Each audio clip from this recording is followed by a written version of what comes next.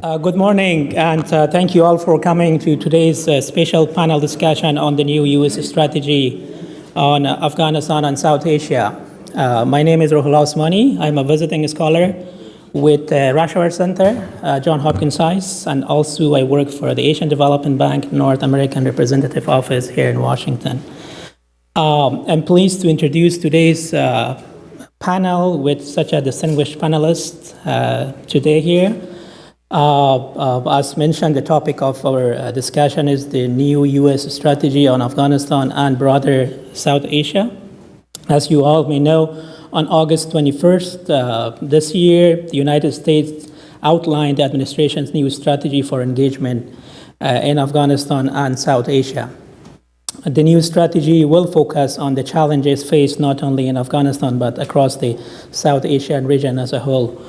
The new strategy will, as announced by administration, integrate all instruments, including diplomatic, economic power, and economic power, toward a successful outcome in the region. And we hope that success this time comes true. The United States Secretary of State, Mr. Tillerson, was in Asia.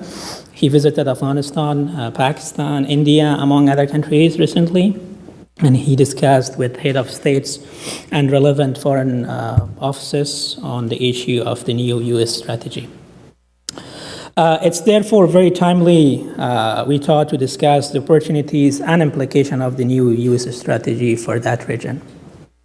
Today's panelists will analyze what's the realistic vision for the country's future and how the U.S. diplomatic and aid policies, among others, could support the new vision for Afghanistan. The speakers will also discuss Afghanistan's current economic outlook, policies, reform priorities, and regional cooperation issues in the context of new approach and its core pillars that were outlined in the new strategy announced by the new administration.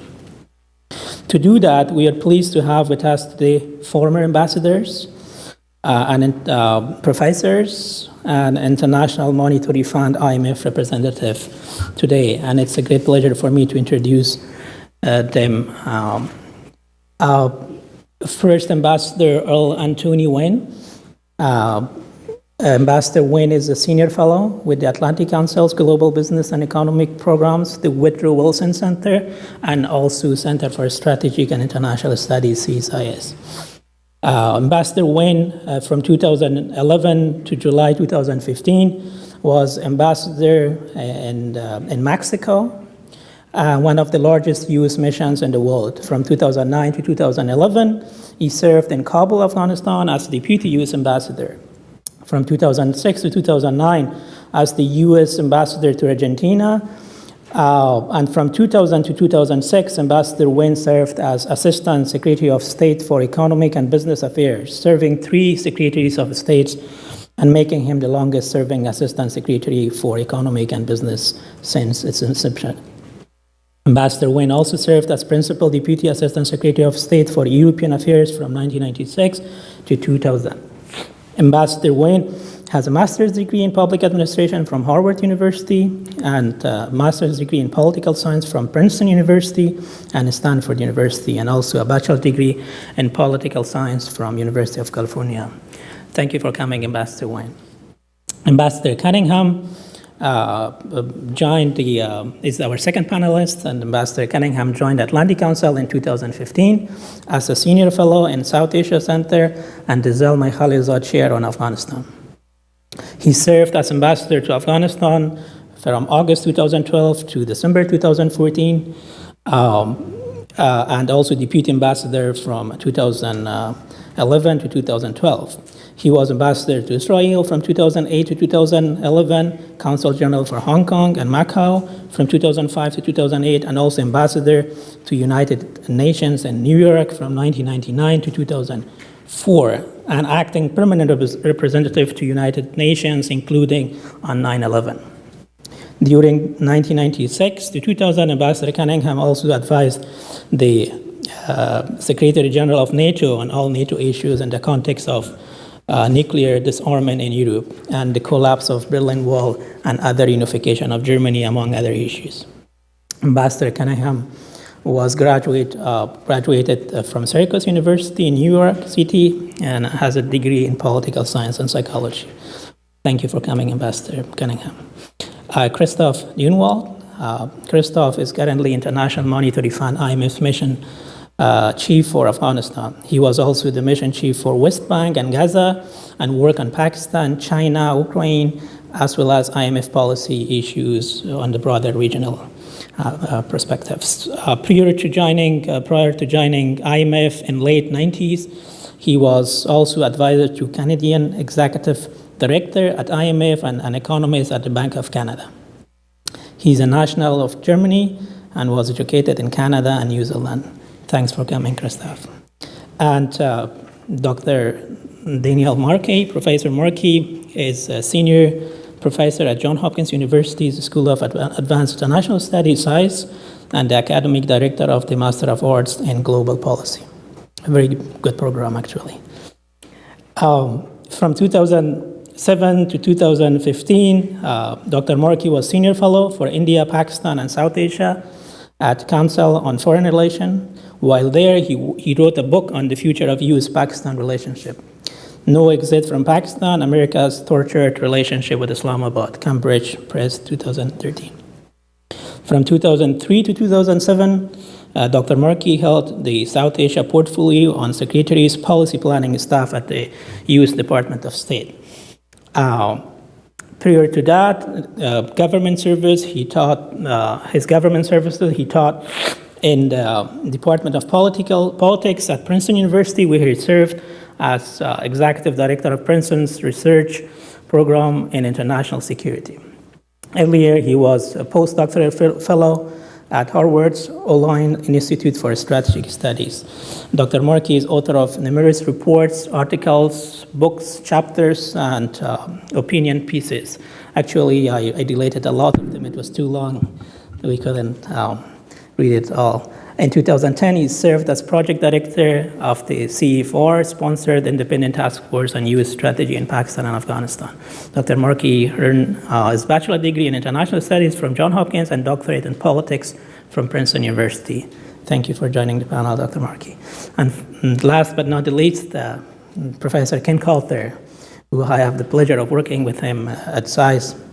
Dr. Coulter serves as Director of Asia Programs and Director of Russia Center for East Asian Studies at Johns Hopkins SAIS. Before arriving at SAIS in 2013, Dr. Coulter taught for 20 years at Princeton University and 4 years at Harvard University.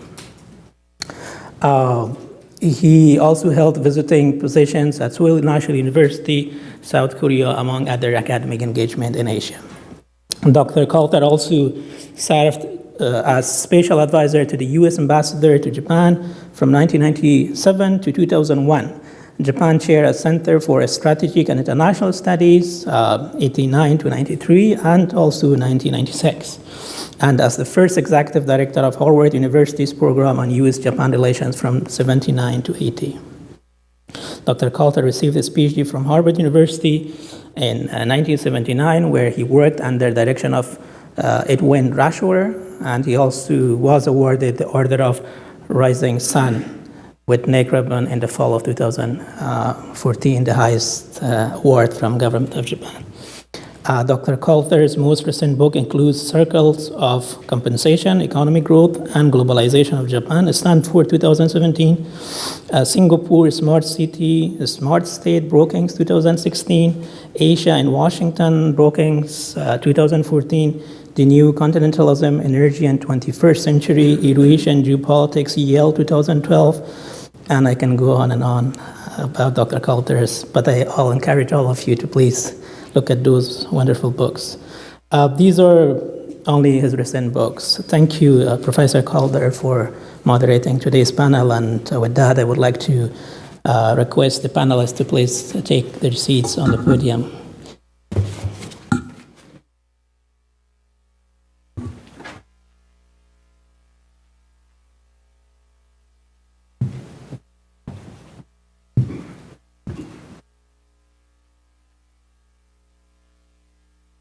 order. Yeah, Ambassador Cunningham and Christophe. Ambassador Wynn. Yeah. All right.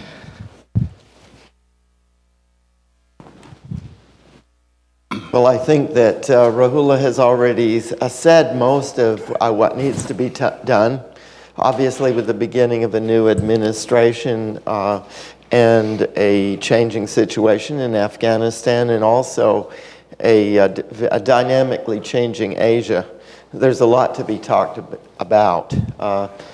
We'll have presentations, first of all, from our 4 distinguished specialists, and then a bit of discussion among us. But then, as soon as we can, also we'd like to open this to the distinguished group, which includes many specialists, of course. So we look forward to very much of a multi-directional discussion today regarding Afghanistan, the broader regional context, and global implications. As our first speaker, Ambassador Cunningham will set the stage with a discussion of the situation in Afghanistan itself. Thank you. Thanks to all of you for coming today. The title, or the kind of tagline for this discussion, is opportunities and implications of the new U.S. strategy. So I'd like to say a couple words about that and the context for what I think is in fact a very significant opportunity that now lies before the United States and our international partners, but most importantly before Afghanistan. I think many of you know that I've argued for a long time in and out of government in favor of a long-term and clear U.S. commitment to Afghanistan's stability and security. And I think that the Trump administration, with its announcement of its approach to Afghanistan at the end of last summer, set the stage for that and embarked in the right direction. The phrase that I keep reading in the press to describe Afghanistan, trying to encapsulate it, and the new strategy when people are being critical of it or questioning it, is a combination of more of the same and America's longest war. I would submit that this approach is not more of the same, that it's qualitatively different and in a positive direction. And furthermore, that looking at Afghanistan at America's longest war is the wrong prism or the wrong metric in which to view it. America's longest conflict, if not an actual war, now in modern day is the conflict with terrorism and with radical, violent Islamist extremism. That's the conflict. Afghanistan is a part of that conflict, and we need to keep that in mind and be cognizant of the fact that you really can't separate the two, because they impact each other. That is, the situation in Afghanistan and the region is impacted by terrorism and Islamist extremism. And the situation in Afghanistan, and whether Afghans succeed there and whether we succeed there, also impacts the broader global issue that we're trying to grapple with. And this is unfortunately, as many commentators noted after 9/11, but tends to be forgotten now because politicians don't want to explain it to their people here or elsewhere. This is a long-term generational problem that's not subject to quick solution and not subject to victory in the literal sense. So that I think is the context in which I look at what's before us now in Afghanistan as a great opportunity to move forward in a better and more secure footing, and also a situation which has, I think, rather significant implications for Afghanistan and for the region.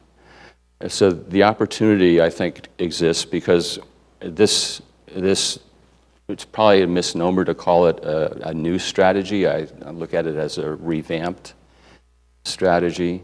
But there are several significant differences from where we were in the last 2 to 3 years of the Obama administration when I was ambassador. There is now clarity about the continuity of the U.S. commitment, and that means the commitment of our international partners as well, to support the Afghan security forces who are struggling to do their job, but they are doing it. They are fighting and they are dying. They're not cracking and they're not failing. They're not fading away from the conflict. And the strategy elaborated by this administration will improve their ability to do that in 2 important respects. The first is just the clarity of the U.S. commitment after years of people in the region, not just in Afghanistan, wondering what the United States was going to do. President Obama had set a deadline for withdrawal of almost all U.S. forces, which fortunately, in my view, he finally changed his mind, recognized the reality that that was not a wise course, and decided to maintain a certain force level so the next administration could figure out how to deal with it.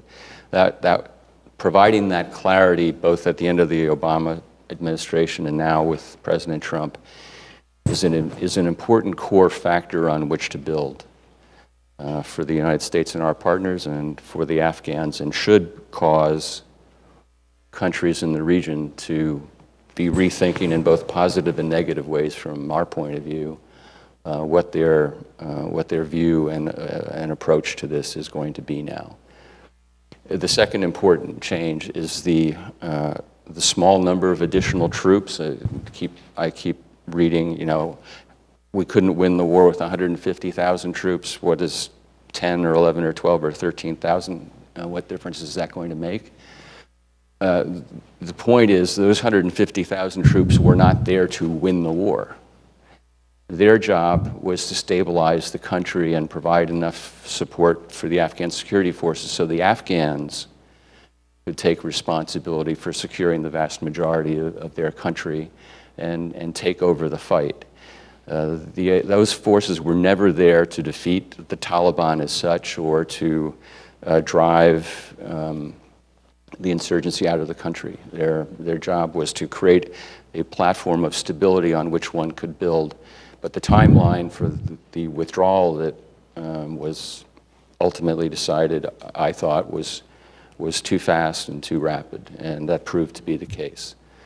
The small number of additional troops plus the greater flexibility for U.S. commander and their authorities will enable our support for the Afghan security forces to be more effective at a lower level of trainers and advisors present at lower levels in the Afghan units where it should be, not with Americans doing the fighting, but with providing advice and support for the Afghans as they deal with their difficult security situation, and a greater flexibility for U.S. commanders to be able to use American assets to fill gaps that we've known for a long time the Afghan forces were not going to be able to produce in the near term, and those are mostly air, intelligence, and some logistics capabilities. So those issues have been addressed now by this new approach. The other two other important aspects, and then I'll stop. It's important that the Trump administration is trying to place Afghanistan in a regional context and to figure out a better way of dealing with the problem, helping Afghans and others deal with the problems in Afghanistan by addressing also regional concerns. That's a difficult proposition to address because different countries who are in the region, who have interest in Afghanistan, have different views and different interests and different views of their relationship with the United States. But it's an important factor, and particularly the attempt to find a different way to address our friends in Pakistan and what they've been doing or not doing in Afghanistan. Most of us who've been following Afghanistan have felt for quite some time that it will be virtually impossible to get the Taliban into a serious discussion of a peace settlement in the region as long as they can continue to operate in and from Pakistan. I know we have a representative here from the Pakistan embassy. We can argue about that, but it is a fact that the Taliban and the Haqqani network enjoy flexibility in Pakistan that feeds the insurgency, and we have to find a way to actually deal with that in cooperation with our Pakistani friends, I hope. Putting that regional context in place is an very important task that we've tried to do in the past, but there's a new opportunity now with the new administration. And then finally, we need to bring all these pieces together to set the stage for trying to find a peaceful end to the conflict over time.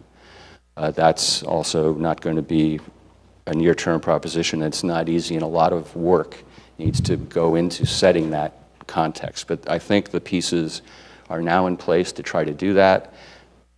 I view that as an opportunity. My largest concern now with getting through those stages and getting into bringing the pieces together to support a peace process are that we don't have the diplomatic and policy heft available now to do the incredible amount of diplomatic work and heavy lifting and political work that needs to be done to make this strategy succeed. This is not a military problem subject to a military solution.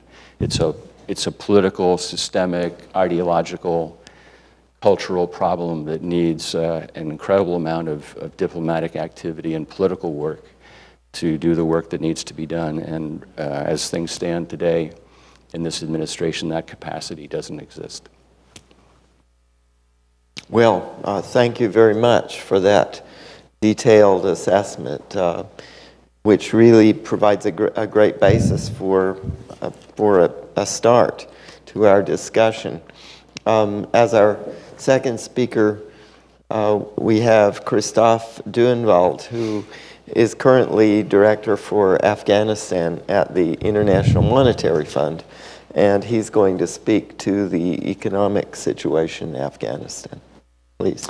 Yes, good morning, everyone. Thank you very much for inviting me to this distinguished panel, and also to all of you for coming. As Professor Calder mentioned, I will focus in on the economic context. So I will look at it through the lens of an economist.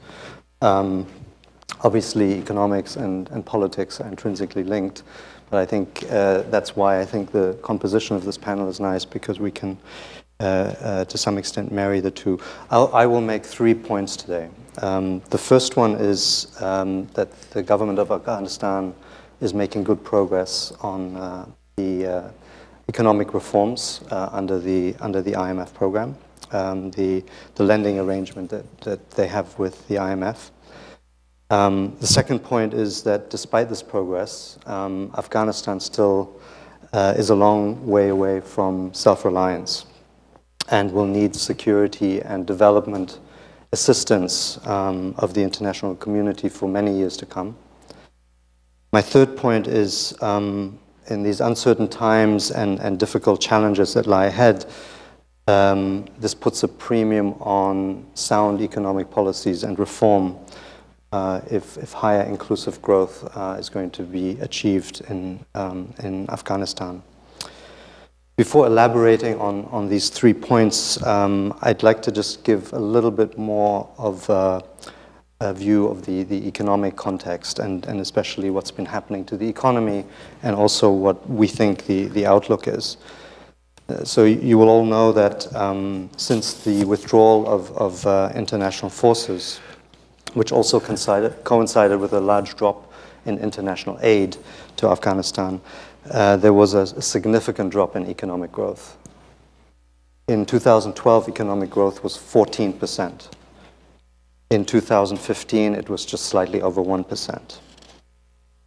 Since then, in 2016, we've had a modest pickup in economic growth to about 2.5%. That was driven mostly by the agricultural sector.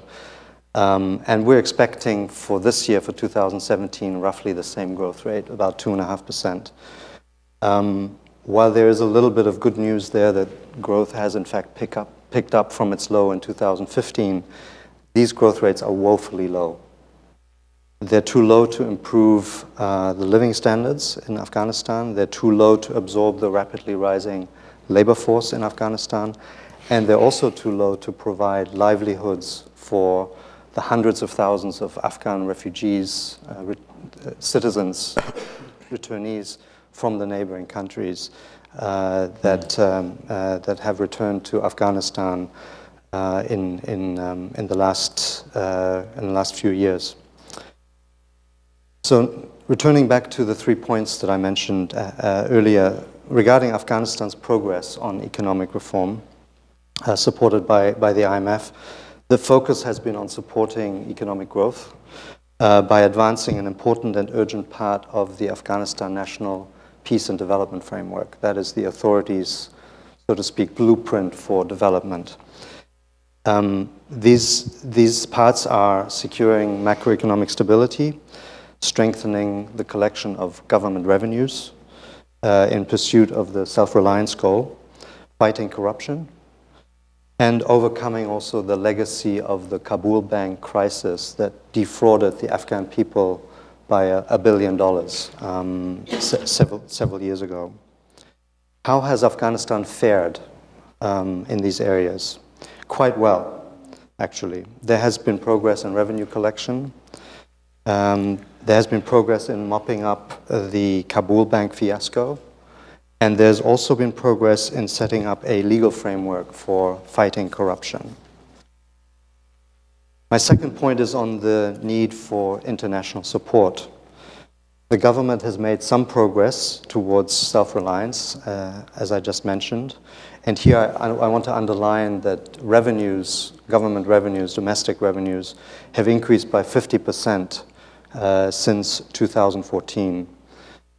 However, domestic revenue still only covers 40% of spending. So Afghanistan still has a long way to go before becoming self-reliant. And as it makes this transition, Afghanistan will need sustained donor support, both for security and development. My last point is that Afghanistan needs to push ahead with the reforms that are in its own hands. So there are 4 areas that I'd like to stress in this respect. First, fiscal reforms. I've touched on revenues before, but there are also important reforms to make on the expenditure side, something that as economists we refer to as public financial management, which is basically how the resources that are at the disposal of Afghanistan are managed. And making sure that the billions of dollars that are coming into the country every year are well spent. Secondly, there are reforms to increase structural, as economists say, structural reforms to increase growth in the economy, even when security is, even with significant insecurity, there are things that can be done to improve growth. A couple of things are financial inclusion. Financial inclusion means access of the population, of the Afghan population, to financial services, which is extremely low, even for the standards of low-income countries, and also strengthening the business climate. The World Bank just came out with its Doing Business indicators, and Afghanistan is 183rd out of 190, with very little movement from year to year. And things like registering a business, for instance, are areas that are in need for improvement. Third, there's the the well-known fight for corruption. This is one of President Ghani's top priorities, and but more needs to be done, especially in terms of the implementation of the framework and the institutions to back up the implementation of the anti-corruption fight, and lastly, making sure that the financial sector is sound. We saw what happened with Kabul Bank some years ago. Afghanistan could not afford another financial crisis in its banking system.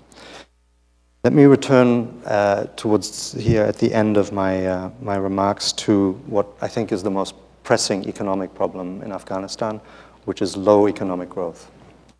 The country's weak security situation undermines investment and confidence. And while we expect growth to rise modestly over the next several years, the forces at play, which are the uncertain security and political environment, are currently pointing perhaps in the opposite direction. In this environment, there is a premium on improving the security situation with the support of international forces, but there is also a premium on sound policies and reforms by the Afghan government. Both are necessary and they can reinforce each other. So in closing, the economic outlook for Afghanistan remains very uncertain. A strong reform effort by the Afghan government, supported by its international partners, and based on the principle that the private sector should be the engine of growth, provides the most promising way forward for Afghanistan, a very uncertain world. Thank you very much for your attention. Thank you very much. We were getting a picture of uncertain economic conditions, but in a country with tremendous importance in the fight against terrorism. Ambassador Wynne is going to bridge the domestic and the international, I believe, and also look at American policy going forward. Well, thank you. Thanks very much, Jim and Christoph. Excellent comments. I'm going to pick up on some of the themes in each of those areas, particularly the need to implement this new policy well. I agree that the new policy framework is an opportunity, and I happen to have been in the group of those who thought that more continuity was the right way to go. But recognizing it's going to be really hard to take this forward, and you're not going to get near-term results either in the economic area or the political area or the regional cooperation area. And so it will take persistence and it will take a lot of skill to get that done. And let me just talk about, I've sort of thought about it before with 7 different areas that have to be worked really well to have success in this policy. The one that's gotten most of the attention is inside Afghanistan on the military support that we're providing, both in the sort of active support to Afghan forces, but also in the capacity building area. And neither of them are going to produce really quick wins or change the whole situation, but they are part of this formula. And it's very interesting, some of the challenges. If you look, the Special Inspector General for Afghanistan testified before Congress yesterday on the challenges in providing capacity building support for the military, and was pretty sharp in his criticisms of the way we've been going about it, and basically said it needs a really careful review and relook and improvement in how you do that. And I think that's probably right. To have success, you do need to do that. You have to do it on the, I'll get to in a minute, on the civilian side also. So that has to be very well implemented, as well as implementing air support and other things for the Afghan forces as we're going forward. The second area I want to stress the need for diplomatic skill and capacity, again, is inside Afghanistan, and this has to do with Afghan politics. Afghan politics are very complicated, And as we've all read about, there are a number of different factions. There is a desire to have elections. There's a desire that will require probably some new laws to bring that forward and some political consensus.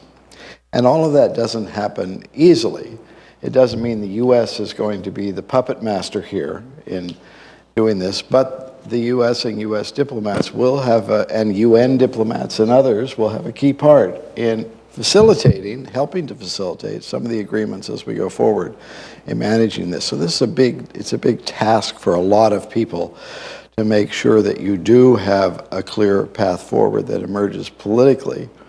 And then on the assistance side, as Christoph was pointing out, in the economic area, you need really solid macroeconomic policies, but you need solid implementation on both getting more revenue coming in and spending that money going out. And this has been a big challenge for the Afghan government, but also for donors, to make sure that that money is effectively and well spent.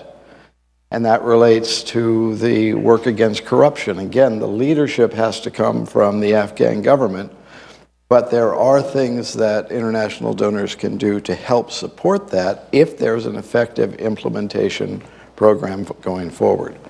One of the challenges that the U.S. faces now in Afghanistan is that most of our civilians stay inside the embassy compound most of the time. I think we can understand the reasons for that, but it makes it really hard to implement a number of capacity building and other programs, and to talk with local officials.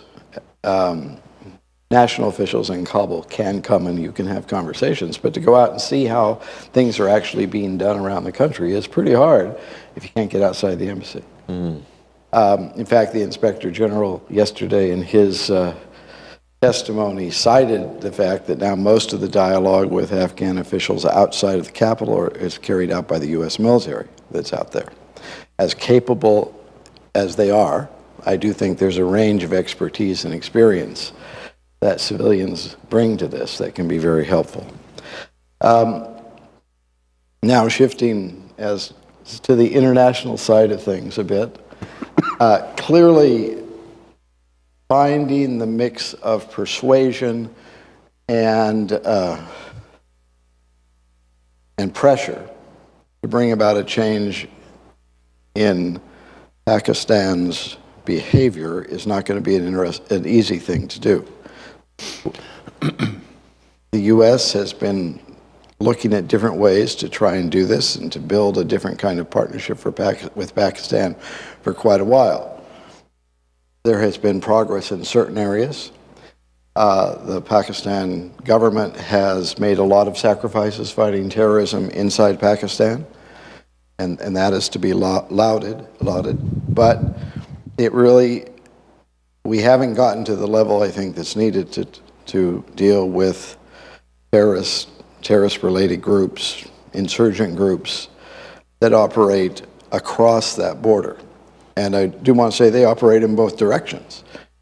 But the big problem, as Ambassador Cunningham had said, the big problem that the consensus in the time I was there, just in the time that he was there, was the big challenges that too many of them were having an ability to at least rest and recuperate, and if not, operate as a base from Pakistan. And that's just not good for anybody. I don't think it's good for Pakistan either. But we have to find a way to get to a consensus and move to correct that. And that's not only the U.S. and Pakistan, that then gets to the other regional partners. And can we develop a strategy that will actually move this to a position that everybody agrees is a better position in the long run, even if it takes a bit of squabbling and back and forth to get there. What we're doing right now is we've just started. Secretary of State Tillerson was just out there, his first visit, met with people. Not surprisingly, there were not giant breakthroughs. I don't think there are going to be giant breakthroughs in this. It's going to be finding ways to build a consensus about a bilateral and regional cooperation that wins more and more support and actually brings changes on the ground. And that's going to be not easy to do. And that does get to the regional role and the role of other U.S. partners. U.S. partners are essential inside Afghanistan, both on the economic and donor front, where there's a very sophisticated mechanisms that have been set up. The mechanisms actually have to work, and they have to be tough. And all of us who used to be economic bureaucrats have to be willing to speak firmly, and if there's no good results, we have to be willing to say that, which is not always easy for us to do as economic bureaucrats. But similarly on the NATO side and others providing military assistance, we just have to get sharper and better in doing what we're doing. And then there's a role for all of those countries in supporting a regional cooperation that we hope will develop and come out of this. And the regional cooperation is not just diplomatic, it's also economic, because we've seen for a long time there are clear economic benefits that can come to the whole region if we can find breakthroughs to get us over these political and military conflicts that are going on. There's a lot of economic prosperity that can be generated. But it's sort of always been there, and everybody says, yes, yes, yes, and we're going to do this, but they don't do it. I remember when we negotiated this new trade agreement between Pakistan and Afghanistan, between the two countries, they worked it out. We all thought, okay, this is going to be a big breakthrough, and then it's never really been implemented whatsoever, even though everybody, the we meaning all the parties, everybody saw that there are economic benefits here, but it got hung up on some of these other issues, including cross-trade to India, which is why I think Ambassador Cunningham is right, that it is good to put this in a regional context, that even though people might say, oh, why are you bringing that into this situation? Well, it's all, the solution is going to have to encompass India as well as others, and probably Iran as we move forward in positive ways. Not just the negative ways. It's getting to that positive goal, I think, as we go forward. A pathway to peace. Again, I agree with Ambassador Cunningham. It's really important that we work on that. It's not going to happen right away, but it's going to take a lot of shaping, a lot of framing, a lot of work to build consensus and find ways to move forward toward peace. And that work needs to start right now. And this comes to, again, where I agree with what Jim had to say. This means we have to have a really powerful diplomatic capacity working this issue consistently on the U.S. side. And right now, we don't have that. If this strategy is going to succeed, it needs a very strong diplomatic capacity as well as good people working on the military and security side of things. So that's, I think, where we are. Fascinating. Again, we have a priority, tremendously important issue from the security side, an uncertain economy, a regional environment that has to be a key element of this, including a powerful diplomatic capacity. So you can solve all of these issues, I think. Professor Markey. Got to give us a solution now. Right. First, I want to begin by apologizing, laboring with a lost voice. So I'll do my best. I'll get as far as I can, and if I have to drop out, I'll wave my hands at you or something. But thanks for including me in this panel. A lot of things have already been said that I would have said almost the exact same way. So I'll try to step lightly through them. The first thing, though, where I would start is by saying the new Trump administration's strategy, although it's been labeled a South Asia strategy, is really an Afghanistan strategy. It begins in Afghanistan, and it's rooted in Afghanistan, and to the extent that the other pieces of the strategy are there, they're there to reinforce or to help out with our goals in Afghanistan.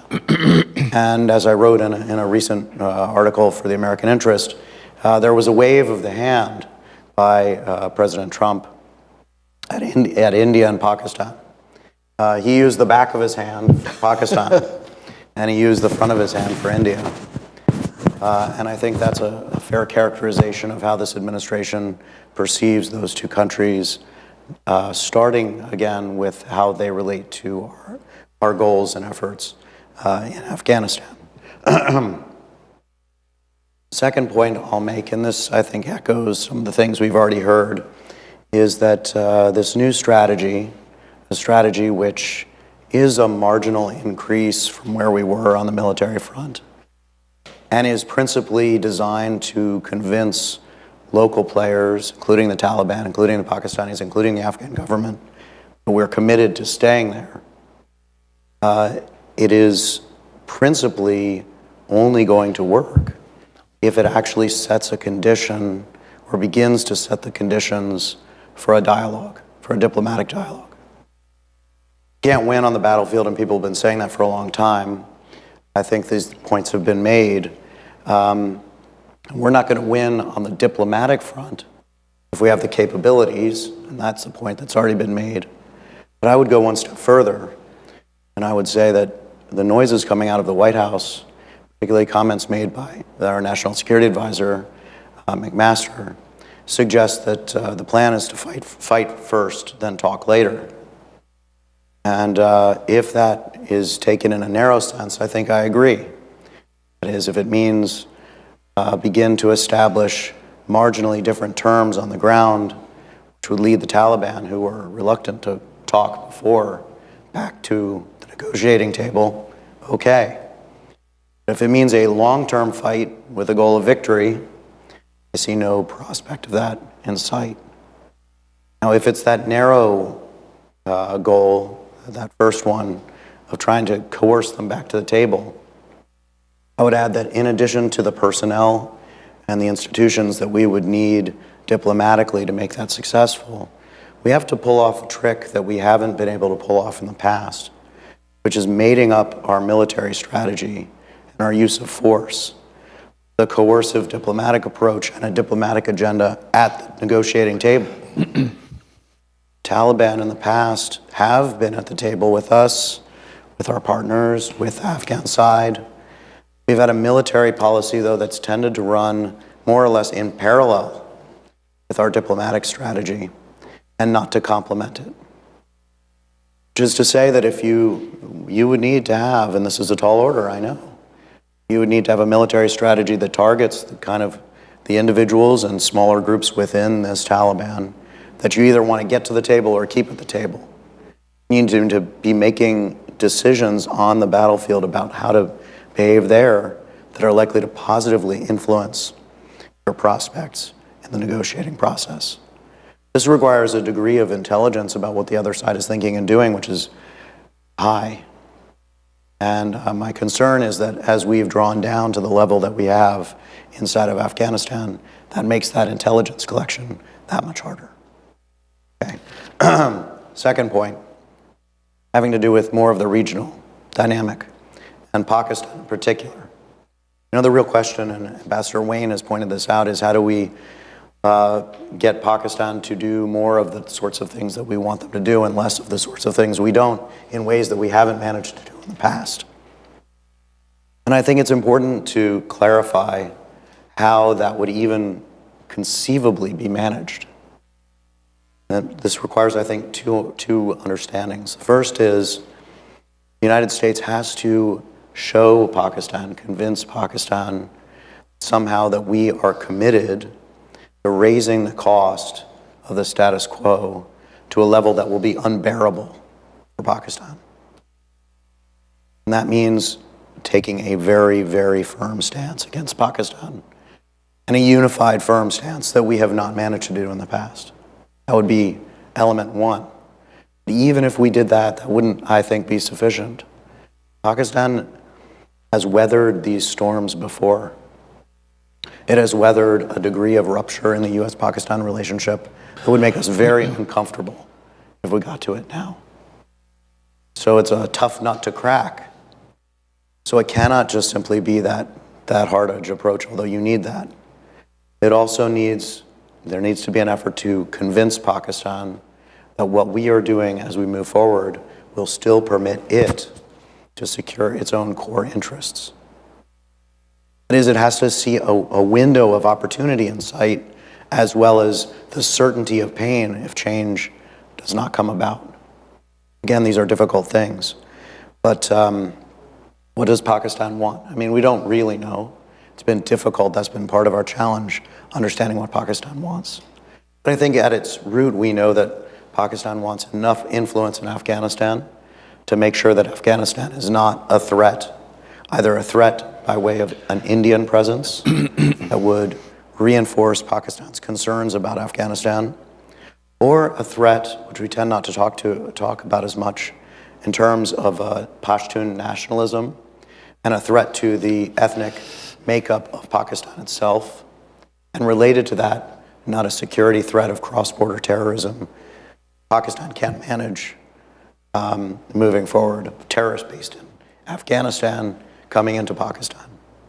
So these are the kinds of things Pakistan needs to have greater certainty about in order for us to conceivably convince them to see a change.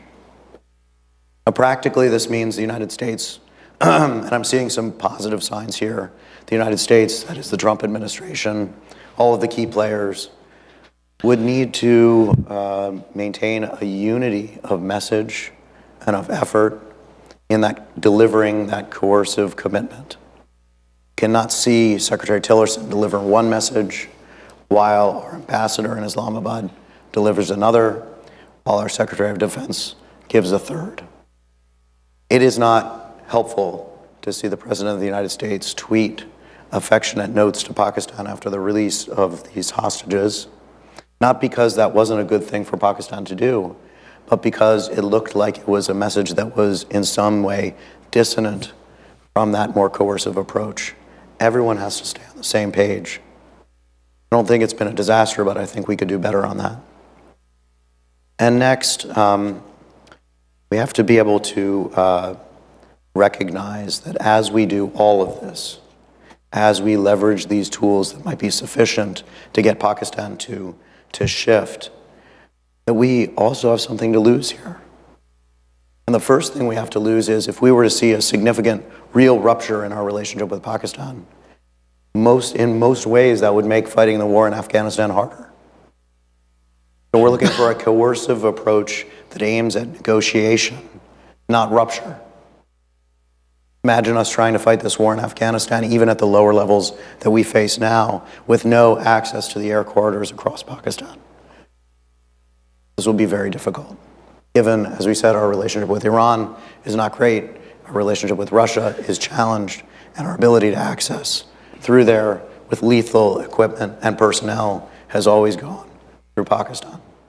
Can't forget that. And the other point, the concern I have about rupture, is that we have other concerns in Pakistan. And my broader critique of the administration's approach is if it was a true regional approach, we would be thinking through our regional goals, and we would be considering Pakistan and India in ways that have nothing to do with Afghanistan.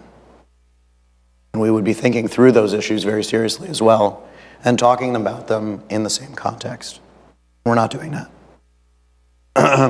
And I would say, we need to remember Pakistan is a big country. It's not as big as India, but it is a big country. It's a country that has its own problems and probably continues to have problems in terms of al-Qaeda core and international terrorism. So a degree of cooperation there will be useful. And of course, it has nuclear weapons and a long-standing hostility with India. And to see a break in that relationship would make many of the other things we've been talking about look like small potatoes. But we can't lose sight of that. Okay, I basically lost my voice. I'll stop there. Thank you. Thank you. Thank you very much. We've seen some rather important themes, it seems to me, here. One of the most important, of course, Ambassador Cunningham was speaking at the very beginning about the new clarity of commitment, by which he means, I think, that sort of a movement away from the idea that the U.S. is going to be pulling out sometime or might be pulling out, and that this administration has clarified that commitment. The other major point that Ambassador Wynne was noting, and I think several people also echoed this, Dr. Markey, particularly that a powerful diplomatic capacity is needed. And my question for the panel generally is given these two things, given the situation, new clarity, if that is correct, and then the need for powerful diplomatic capacity, how do those two relate? And in particular, we haven't talked about countries really beyond the United States in much detail. Of course, China is a direct neighbor. China has a lot of leverage with Pakistan in particular, presumably. Japan has been a tremendously important donor.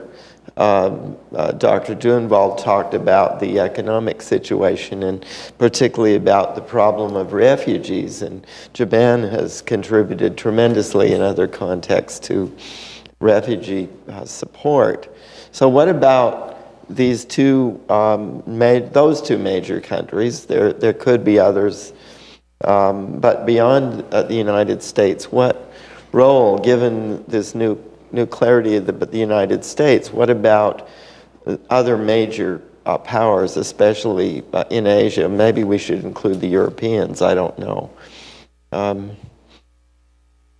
Ambassador Cunningham, maybe if you start and whoever feels they should jump in. Well, that's a really important consideration because normally when I'm giving this kind of presentation, I make it a point to note that none of these problems are only American problems.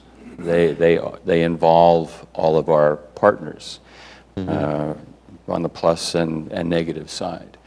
So that is a crucial reason why we need a robust diplomatic capacity, not just to formulate a policy, and I agree with Dan Markey that we don't yet see, if there is a real strategy for the region, we haven't seen it. To develop that kind of regional strategy, to do the policy work required to do that, is an incredibly complex undertaking, and it takes policy people with knowledge of the region and knowledge of the details and political dynamics and all that stuff to be pulled together, and that just doesn't exist in this administration. Well, the Chinese talk about Belt and Road. Does that do anything, or is that just smoke and mirrors that is so abstract that it doesn't relate? What you will need to factor in to generate not just a real Afghan strategy, but a real regional strategy is you'll need to engage the Chinese, the Japanese, the Europeans, the Iranians at a minimum. The European Union is heavily invested. Both individual members and as an entity is heavily invested in Afghanistan and the region. Doing the diplomatic work required to engage European capitals in the European Union, just to cite one example, is very complicated. We don't even have ambassadors in most of those countries. Integrating Japan and India and China into a unified effort to promote economic development and stability in Afghanistan is incredibly complicated. Dealing with Russia is its own set of issues, and of course dealing with Iran, which has a role to play, is another one. So bringing all this stuff together in some kind of cohesive fashion to the best extent that we can is a huge diplomatic and political undertaking. It's not a military issue, but you need to do that to get, once you have the security platform established, you need to have that kind of political effort developed to build on the military platform and to push it towards a political solution. And that should be the clear goal of what a strategy should be. Is this in part something like we've seen big donor conferences, we've seen these multilateral meetings? Do those things have any significant role, or you're talking about basically a much broader strategy by the United States, I guess? I think Ambassador Wynne. those certainly do have an important role in part of this, and you do get consensus building that take place in these donor meetings, just like when you have the meetings on the margins of a NATO summit. and you have an Afghanistan-focused meeting, that helps. But I think maybe what I would say with what Jim's talking about is you need a friends group that's really focused on building a pathway to peace. And that pathway, as he said, is very big. It includes economics, but it includes the diplomacy, and it includes how do you make it in the interest of all these partner countries to push in this direction? How do you get China to push in that direction, including with their good friends in Pakistan? And how do you get people to come and regularly sit down at the same table to talk about a region, getting to a region where prosperity is possible? And that's going to take a lot of work over a long time. As Jim said, it takes a lot of working capitals. You have to go there, you have to spend time, you have to get to know the people. We've seen this happen in other places. It happened during the breakup of Yugoslavia. You finally developed a friends group there of key countries that worked for several years to do that. It happened when the final conflict in Yugoslavia and Kosovo happened. We tried to do it in Afghanistan around the 2010-11 period. It didn't quite bear fruit. But I think that's part of a successful diplomatic effort over time and a successful effort in Afghanistan.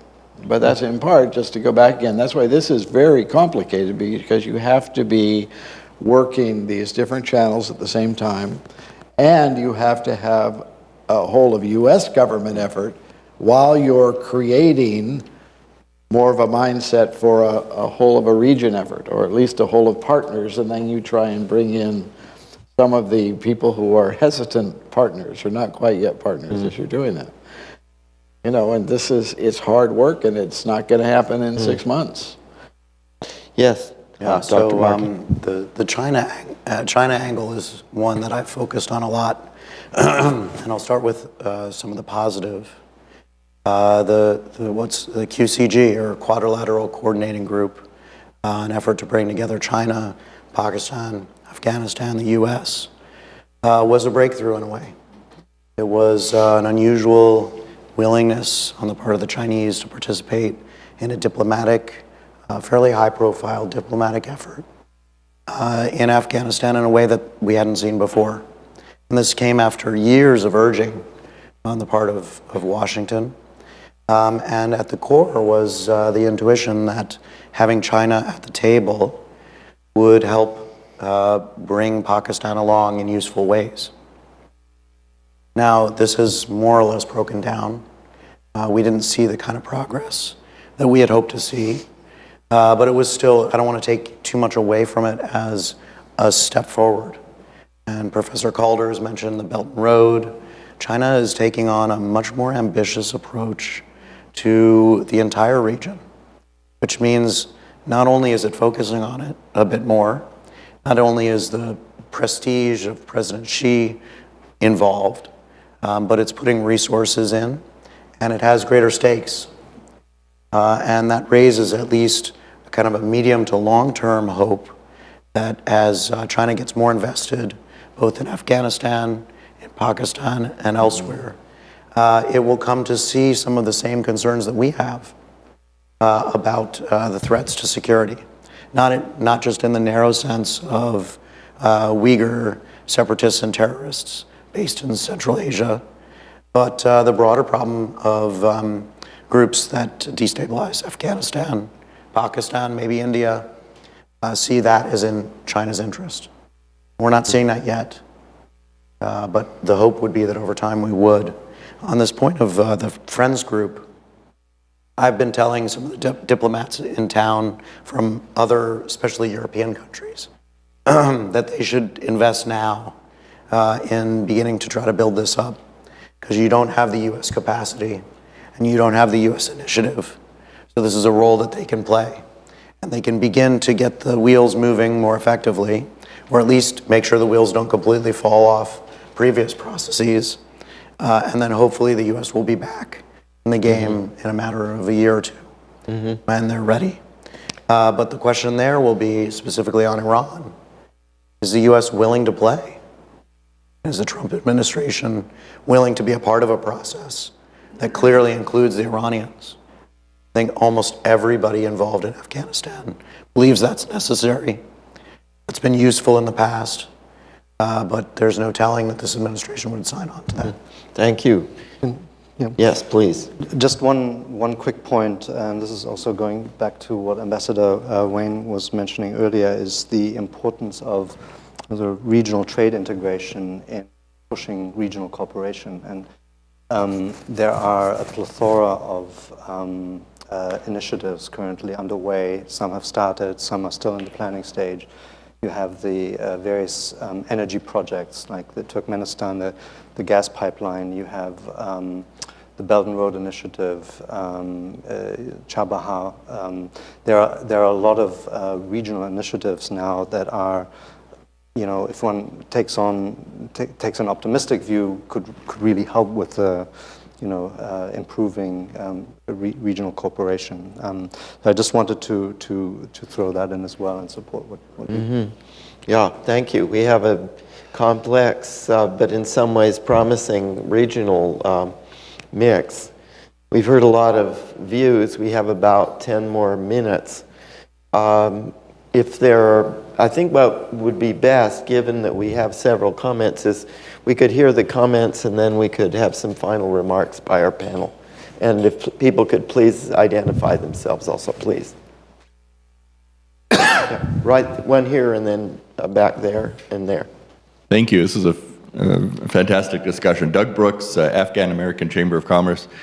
There's not going to be any serious foreign investment in Afghanistan given the security situation, and the Afghan government has sort of shot itself in the foot by not allowing companies to bring their own security with them.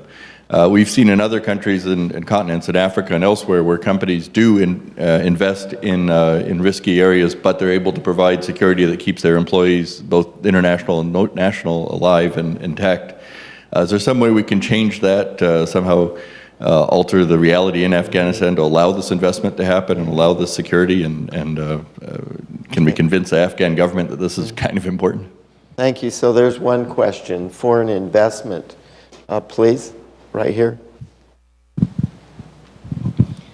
Thank you very much. My name is Fardaus. I work at the Embassy of Afghanistan. I have a comment and a couple of questions. Yeah, please, as briefly as you can, because we don't have a lot of time. So, despite all achievements in the last 15, 16 years in Afghanistan, we face critical challenges. One of the biggest changes in Afghanistan is the demographic change. Currently, 65% of the population live below 25 years old, while 43% of them are looking for jobs. The economy is shrinking. As you mentioned, the government is growing, the economy is growing only 2.5%. How can the government support the nation with this shrinking economic condition, as well as the instability and security challenges in the country? The second question is, Afghanistan is a landlocked country, and it needs or it must work with either Iran or Pakistan to grow its economy. So we all understand the problem with Pakistan. Pakistan is a land where all the government, all the Taliban or terrorist units are being supported. At the same time, we're facing a lot of other challenges. And for example, a lot of products of Afghanistan go to Pakistan and exported in the name of Pakistan in Pakistani brands, which doesn't benefit Afghanistan economy. At the same time, Afghanistan is working with Iran on Chabahar, for example. What is the common ground between the US and Iran to work together to support Afghanistan or Afghanistan economy? Thank you. I think we'll have to hold it there. I would think we had one more question. Sir, I think you had a question right here. Is that right? No? Okay. I guess we have time for one more question, ma'am. Right in the back. My name is Susanne Lassen. I'm a Danish national. I worked in Afghanistan as well. I have one comment or question is, your strategy, the US strategy forward going, what about actually helping the police? Because one thing is you have the military, you educate the military, but the face of a government is also the local police. And I think that I couldn't really hear you addressing that at all, and I would like to hear your comments. Thank you. Okay, three fascinating questions. Foreign investment, the economic situation, and trade, and then the police. Maybe we could start. I don't know who would like to start. Do you want to? Well, I'll pick up on one piece and be very brief. Iran, the question of whether we could find common ground with Iran. We've tried before. When the Obama administration came in, an outside-in approach to Afghanistan was at the core of its diplomacy. And it basically foundered on the Iran problem. As Iran suffered internal turmoil, it became very difficult for the Obama administration to push forward with that effort. If that was difficult, today it's 10 times more difficult, given the statements and the rhetoric coming out of the Trump administration on Iran. So I think the prospects there are very dim in the near term. Thank you. So a big question mark about Iran. On the police front, there is a large assistance program aimed at the Afghan police. You can question its effectiveness and what it's doing, but there's a lot of money being spent on that. And in fact, it's a joint European-U.S. effort, as I remember. I think the EU has a program. There are some NATO countries that are contributing. And then the U.S. Department of Defense contributes, and then the U.S. civilians also. There's a State Department civilian program. So it is not forgotten. I agree with you fully. It's very important, and it's very important for establishing legitimacy at a local level across the country. But it's a challenge, and that's one of the reasons that it is important to be able to have people that can get out and actually see how policing is happening and how governing is happening outside of the capital. Yeah, I can address the gentleman's question from the Afghan embassy. It's a very good question. The demographics versus growth. We have in Afghanistan estimated 400,000 people that join the labor force every year. When the economy is growing at 2.5%, that's simply not enough to create enough jobs to absorb those people. Unemployment rate, unfortunately, we don't have very current statistics, but in 2014, the unemployment rate was around 23% or so. I imagine it's been going up since then. So that's why I said that economic reforms, even in a situation of bad security, economic reforms by the government are crucial. It's, however, of course, if there were a peace agreement, that would be a game changer. That would allow the government over time to spend less on security, spend more on development, and support the private sector in generating growth and jobs. That's how you square the circle. In the meantime, there are reforms that the government can do to help, let's say, small businesses to improve financial inclusion so that small businesses can have good access to credit. These are things that can be done now, and that can help with job creation. But it's a very difficult challenge. Thank you very much, and Ambassador Cunningham. Let me comment on the foreign investment, private security, because I spent a considerable amount of time dealing with private security force issues when I was there. I think the best way to answer that is that the issue of private security forces is highly neuralgic for many people in the Afghan government. It was a real red flag for President Karzai. The issue was completely dormant by the time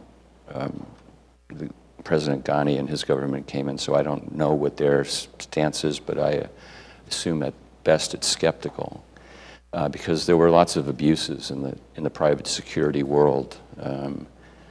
when it existed in Afghanistan, and there were good reasons to tame it and deal with it, but in my view at least, not to eliminate it. But they decided to eliminate it and to try to create something else which didn't work all that well. So I think the best way to broach the issue would be to put something specific before the Afghan government. Here's company A who's willing to do X in Afghanistan, but they will only do it if they have a cutout on the private security force. I don't think you can address it in a vacuum because it's too sensitive. And then you could at least have a specific results-oriented discussion about whether that's something that they would be interested in or not, or whether there's another solution that they could offer that would work. I want to say a word about Iran because it's a subject that has vexed us for some time. Ever since I first got involved in Afghanistan, I've believed that the United States and Iran have an overlapping set of interests in Afghanistan. And I was able to have several conversations about this with the Iranian ambassador when I was there at various points when we tried to open up a discussion with them about what those interests might be. And those discussions do take place in what's called Track 2 conversations, which are non-governmental people who have good knowledge of their government's policies who meet to talk about these things. And I think the Iranians recognize also that there is an overlap, and in a quite other kind of context, I had a discussion about this with the Iranian representatives not too long ago. It's going to be very difficult for us to have a direct discussion, if not, probably impossible for us to have a direct discussion with the Iranians about this under the current circumstances until the dust is settled over what's going to happen with the nuclear agreement and more broadly in the area. But there are other ways to engage Iran in a discussion about Afghanistan that don't necessarily involve us talking to them directly. And I would urge that this administration find a way to do that, because the Iranians have been helpful in the past. They have been disruptive at some points, but they have conflicting interests here. They don't like the United States being present in Afghanistan, but on the other hand, they realize that without our presence there, they have a real problem, and they don't want an unstable Taliban-dominated Afghanistan on their border, even though they play around with the Taliban from time to time. So that, again, is part of a complicated diplomatic strategy that should be elaborated and implemented, and I personally think is doable. Well, I think all of us share, a sense that we have really seen a very, very interesting discussion among people who really know the subject, and I've certainly learned a lot, and I know the Reischauer Center appreciates our role. We appreciate Rahula Osmani, his role in pulling this together, and we appreciate your coming. So please, let's give a hand to our participants.